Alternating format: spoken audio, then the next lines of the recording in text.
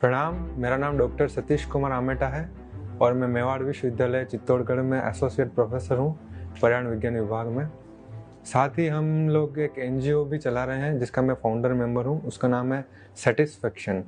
Satisfaction का मतलब है कि जो धरती माता के लिए हमारी जिम्मेदारी हैं उनको पूरा करना। अभी जैसे हम विश्व पर्यावरण दिवस मनाने वाले हैं जिसकी थीम रखी गई है बीट द प्लास्टिक पोल्यूशन। अभी 2023 में जो एनवायरमेंटल डे है उसका थीम है बीट द प्लास्टिक पोल्यूशन। अगर हम देखें तो अभी हमारे सामने 2-3 बहुत बड़े खतरे खड़े हैं। प्लास्टिक का ढेर आप देख ही सकते हैं, तो उसको लेके हमें खुद ही कहीं ना कहीं अपने अंदर एक अवेयरनेस पैदा करनी पड़ेगी। साथ ही एक बहुत बड़ा खतरा है वो ये है कि जो कार्बन डाइऑक्साइड गैस का जो बढ़ता हुआ स्तर, अगर हम आज की बात करें मई 23 की बात करें तो अभी कार्बन डाइऑक्साइड का स्तर है वो लगभग 421 ppm हो गया है। सरल शब्दों में अगर मैं आपको बताऊं तो अगर हम औद्योगिक क्रांति से पहले जाएं, लगभग आज से 200 वर्ष पहले, तो कार्बन डाइऑक्साइड गैस का स्तर था 280 ppm, पर अगर आज की बात करूं तो वो लगभग 421 ppm हो गया है। मतलब लगभग इन पिछले कुछ दशकों में लगभग 50% से भी ज़्यादा कार्बन डाइऑक्साइड गैस के स्तर में वृद्धि हुई है। अब इसका समाधान क्या है? क्योंकि आप जैसे कि इलेक्ट्रिसिटी हम प्रोड्यूस कर रहे हैं, तो जितनी भी डेवलपिंग कंट्रीज है लाइक इंडिया, तो वहाँ पर 70% इलेक्ट्रिसिटी आती है थर्मल पावर प्लांट से, कोल के कंबशन से। तो सीधी सी बात है कि अगर जितनी ज़्यादा इलेक्ट्रिसिटी आप यूज़ कर रहे हैं, अगर वो सोलर एनर्जी से आ रही है तो अलग बात है, बाकी अगर जो थर्मल पावर प्लांट से आ रही है तो सीधा सीधा कहीं ना कहीं कार्बन डाइऑक्साइड गैस का इमिशन बढ़ा रही है। तो कहीं ना कहीं हमें अपने लाइफ स्टाइल को चेंज करना पड़ेगा, हर व्यक्ति को अवेयर होना पड़ेगा। अगर हम बात करें तो डार्विन महोदय ने 200 वर्ष पहले कहा था कि सर्वाइवल ऑफ द फिटेस्ट, योग्यतम की उत्तरजीविता। जो व्यक्ति योग्य होगा वो जीवित रहेगा।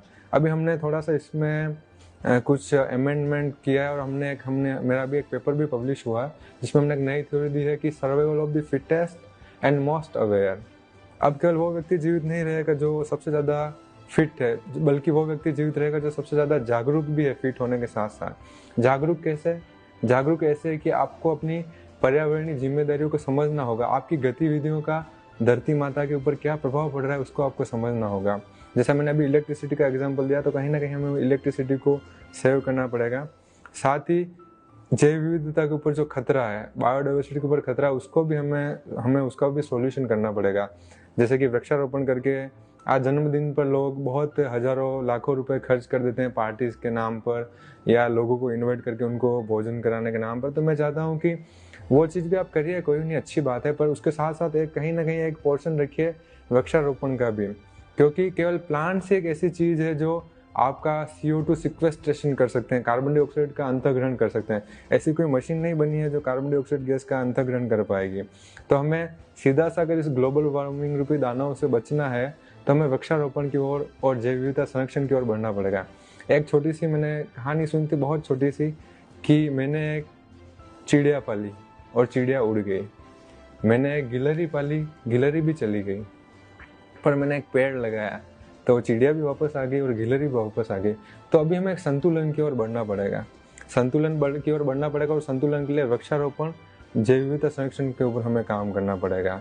जैसे हम टीम सेटिस्फेक्शन के नाम से हम लोग कर रहे हैं इस काम को, तो ऐसे छोटे छोटे कई संगठन, जैसे उदयपुर की हम बात करें तो पुकार नाम से भी एक ऑर्गेनाइजेशन चलती है जो काफ़ी अच्छा वो काम कर रहे हैं।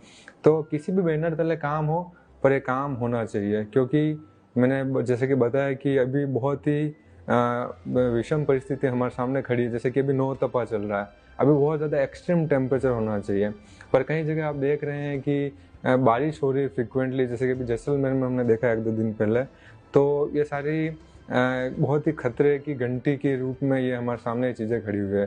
तो इन सब के लिए हम सभी को एक मंच पर आना पड़ेगा और उस पर हमने काम करना पड़ेगा। जैसे मेरे गुरुदेव है प्रोफेसर सुरेश आमेटा साहब, तो हम उनके साथ भी वो कार्बन डाइऑक्साइड सिक्वेस्ट्रेशन के कुछ रासायनिक तरीकों के ऊपर भी काम कर रहे हैं।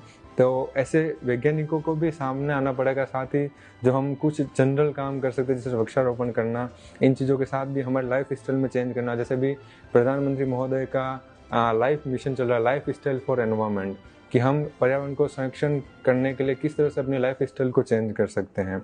तो मैं अंत में आपको ये कहना चाहूँगा कि आप जब कोई बड़ा लक्ष्य तय करते हैं बड़ा लक्ष्य तय करते हैं तो आपकी बड़ी जिम्मेदारी होगी, बड़े काम करने पड़ेंगे उसके लिए। तो स्वामी विवेकानंद जी का कथन है कि उपेक्षा भी होगी, उपहास भी होगा, हर क्षण हार जीत का एहसास भी होगा। जो चुना है घर पर्वत विशाल बड़ा, तो चढ़ना भी तो कुछ खास ही होगा। तो एक चींटी से राही प्रेरित हो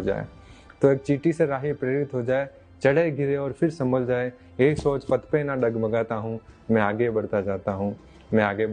मैं ज्ञान मंच की पूरी टीम को धन्यवाद देना चाहता हूँ कि आपने बहुत ही एक अच्छा इनिशिएटिव लिया है कि सभी लोग यहाँ पर आके अपना आइडिया शेयर कर सकें। और कहीं ना कहीं सब लोगों को एक साथ खड़ा होने की ज़रूरत आ गई है, क्योंकि जो कुछ क्षण के लिए हमें बारिश अच्छी लग रही है, आप अपने ऐसे रूम में बैठे हुए हैं, तो आपके लिए अच्छी है, पर आप एक किसान को पूछिए कि ये बारिश कितनी खतरनाक है। तो हम सभी को, आप लोग जो एक अच्छा काम करें, इसके लिए आप सभी को मैं धन्यवाद देना चाहता हूँ। धन्यवाद, थैंक यू।